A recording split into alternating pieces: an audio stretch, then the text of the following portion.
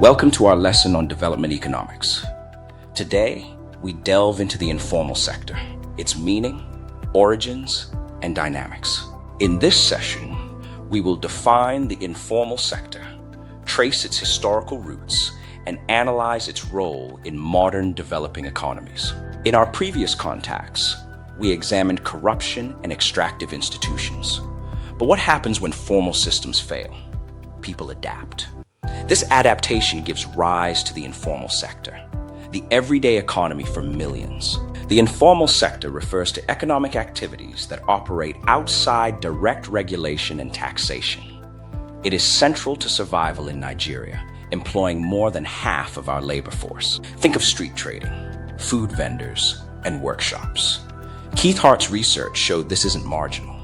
It's a structural part of our economic reality, providing livelihoods where formal jobs are scarce. Its origins are multifaceted. Job scarcity during the SAP era of the 80s, weak bureaucracies, and the high cost of formal licensing all drive entrepreneurs toward informality. Historical legacies also play a role. Colonial bureaucracies often left behind systems that are inaccessible or distrusted by the majority of the population, forcing a turn to informal networks. The sector presents a paradox. It is highly resilient and provides vital jobs, yet it often suffers from low productivity and a lack of worker protections or tax revenue. This creates a structural challenge. How do we support these livelihoods while encouraging the formalization needed for national economic transformation? It's a delicate balance. Globally, we see these same patterns, from transport in Lagos to textiles in India and street markets in Brazil.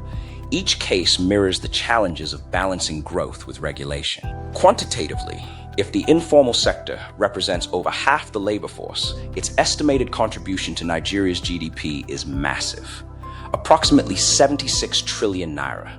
Improving its productivity is essential. Policy design must be inclusive. Simply imposing fees may deter traders. Instead, we must simplify registration, reduce burdens, and incentivize entry to protect workers and increase revenue. To recap, the informal sector is a structural reality.